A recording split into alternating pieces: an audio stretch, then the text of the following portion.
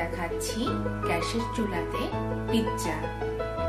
তো যাদের হয় ওভেন নাই বা ওভেন নষ্ট হয়ে গেছে, অনেকদিন থেকে পিৎজা খেতে পারছেন না, তো চলুন না গ্যাসের চুলাতে কিভাবে পিৎজা করছি দেখে নেওয়া যাক। আমি 1 কাপ পানি নিয়েছি, একটু গরম করে নিয়েছি পানিটা এমন গরম হবে যে আপনি আঙ্গুল ডুবিয়ে রাখতে পারবেন। 1 কাপ মতন পানি আছে, 2 চা চামচ ইস্ট আছে, স্বাদ মতন লেবু লবণ আর 2 চা চামচ চিনি। এভাবে আমি 10 মিনিটের জন্য রেখে দিব। 10 মিনিট পর ফিরে আসলাম। আমি এখানে 2.5 কাপ ময়দা নিয়েছি, যতটুকু লাগবে আমি ততটুকু দেব, ততটুকু আর কি ব্যবহার করব। আর 2 টেবিল চামচ নিয়েছি গুঁড়া দুধ। তো আমি এখন যতটুকু আটা লাগবে, ময়দা লাগবে সরি, ততটুকু আমি দেব।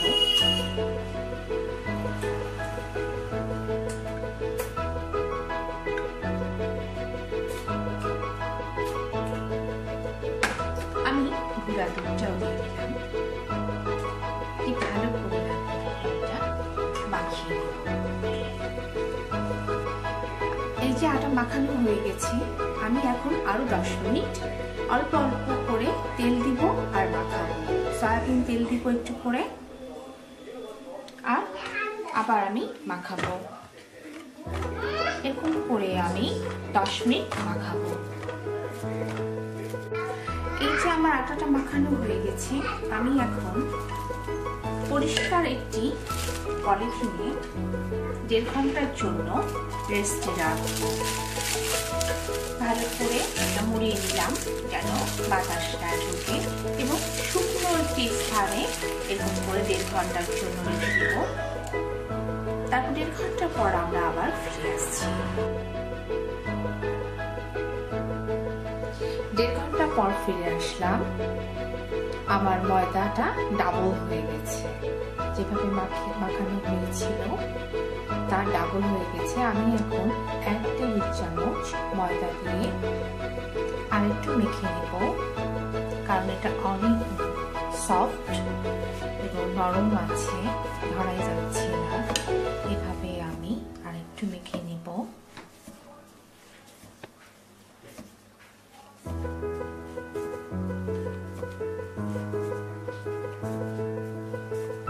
খুব সুন্দর হয়েছে।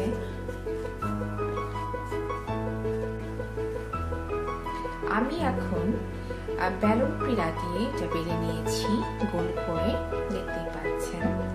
কাঁটা চামচ দিয়ে আমি এখন একটু ফুটো ফুটো করে নেব জায়গা জায়গা, তাহলে ভালো করে ফুলবে, সমানভাবে জিনিসটা ফুলবে আর কি।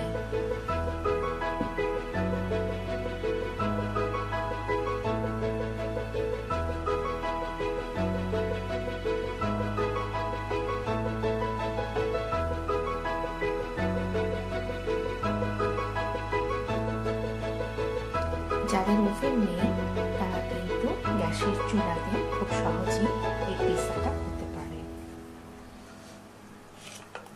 আমি এখন টপিং দিয়ে দিচ্ছি।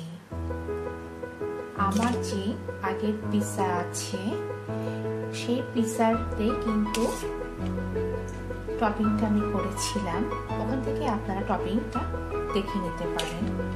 আমি আজকে নতুন করে দেখালাম না, আমি আগে টপিংটাই এখানে দিচ্ছি।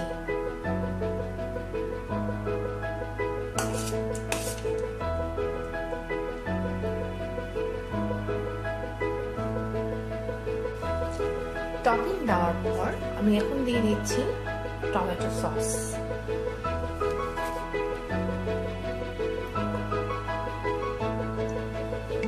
দিয়ে দিচ্ছি মোজরেলা চিজ। আপনি যে কোনো ধরনের চিজ এখানে দিতে পারেন, সেটা আপনার উপর নির্ভর করছে। চিজটা না দিলে পিৎজাই হবে না। লাস্টে দিয়ে দিচ্ছি অরিগানো। এটা না দিলে পিৎজাই হবে না, পিৎজার যে একটা টেস্ট পাওয়াই যাবে না। অল্প একটু সামান্য আমি ছড়িয়ে দিচ্ছি। ব্যাস রেডি হয়ে গেল। আমি এখন চুলাতে দিয়ে দেব। আমি আগে থেকেই ফ্রাই প্যানটা ব্রাশ করে রেখেছিলাম, তেল দিয়ে অবশ্যই। আর বেলুন থেকে এখানে আমি নিয়ে নিলাম।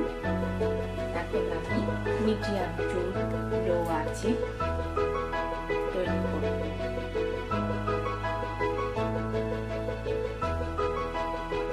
ছোট্ট একটি ছিদ্র ছিল, ছিদ্রটা আমি টিস্যু দিয়ে বন্ধ করে দিয়েছি এবং অবশ্যই ঢেকে দিতে হবে।